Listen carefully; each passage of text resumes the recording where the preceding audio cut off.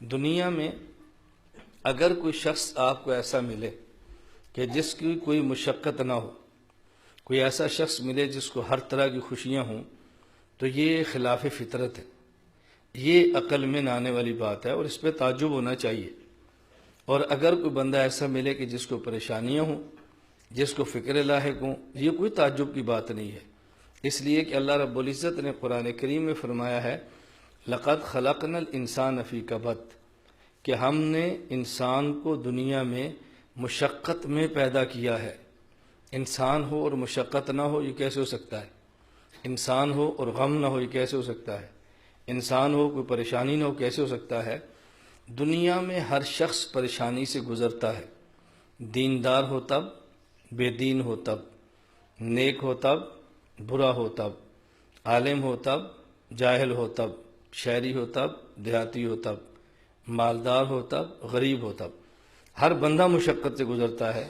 فرق اتنا ہے کہ جو انسان اللہ سے تعلق قائم کر لے، اپنی زندگی گناہوں سے پاک کر لے، اس کے جسم کو مشقت ہوتی ہے لیکن اس کا دل خوشی کے گیت گاتا ہے، اور جو شخص اللہ کو ناراض کرتا ہے اور پھر اس کو مشقت آتی ہے، وہ ڈبل مصیبت کے اندر مبتلا ہوتا ہے۔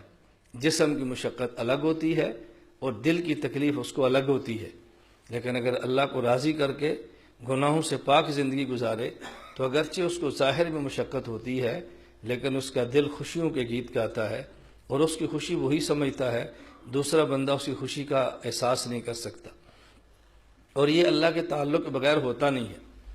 حضرت مولانا جلال الدین رومی رحمۃ اللہ علیہ، جسے مولا روم کہتے ہیں، مولانا رومی رحمۃ اللہ علیہ، وہ فرماتے ہیں کہ دنیا کا معاملہ اللہ کا معاملہ بالکل الگ ہے۔ دنیا والے جب کسی کو خوشی دینا چاہیں تو اس کے اسباب غم ختم کرتے ہیں، پھر خوشی دیتے ہیں۔ اگر دنیا والے کسی کو رہائی دینا چاہے تو جیل سے آزاد کرتے ہیں تو پھر رہائی ہوتی ہے۔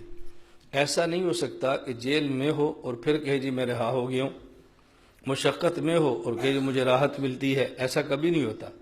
تو دنیا والے جب خوشی دیں تو پہلے اسباب غم ختم کرتے ہیں، اس کا نام خوشی ہے۔ رہائی دیں تو اسباب قید ختم ہوتے ہیں اور پھر کہتے ہیں رہائی ہے۔ لیکن اللہ کا نظام بالکل الگ ہے۔ مولانا رومی رحمہ اللہ فرماتے ہیں گر او خواہد عین غم شادی شود، گر او خواہد عین غم شادی شود، عین بند پائے آزادی شود۔ اللہ رب العزت جب چاہیں گر او خواہد عین غم شادی شود، عین بند پائے آزادی شود۔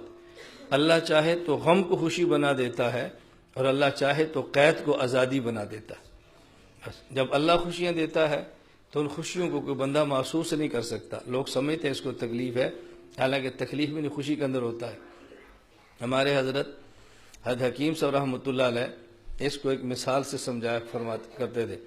حضرت فرمایا کرتے تھے کہ اس کی مثال ایسے سمجھو کہ جیسے کوئی شخص شامی کباب کھاتا ہو اور شامی کباب میں مرچ بہت زیادہ ہو، وہ شامی کباب کھاتا ہے اور سینسی بھی کرتا ہے، اس کی ناک سے پانی بھی نکلتا ہے، بس اوقات اس کو پسینے بھی آتے ہیں، تو دیکھنے والا سمجھتا ہے یہ بیچارہ کتنی پریشانی کے اندر ہے، یہ کباب پھینک کیوں نہیں دیتا؟ لیکن اس سے پوچھو کہ شامی کباب میں کے اندر اس کو مزہ کتنا آتا ہے۔ لوگ سمجھتے اس کو مرچیں لگ رہی ہیں، مرچوں کے اندر اس کو لطف کیا ہے یہ وہی سمجھتا ہے۔ اسی طرح اللہ والا کسی مشقت سے گزرتا ہے تو لوگ اس پہ ترس کھاتے ہیں کہ یہ پاگل ٹھیک کیوں نہیں ہوتا، لیکن اس پاگل کے اس کو خوشیاں کیا ملتی ہیں، یا وہ شامی کباب والا سمجھتا ہے یا وہ اللہ والا تعلق و معاملہ کو سمجھتا ہے۔ دوسرا بندہ اس خوشی کو سمجھ نہیں سکتا۔ اللہ ہمیں ان باتوں کو سمجھنے کی توفیق عطا فرمائے۔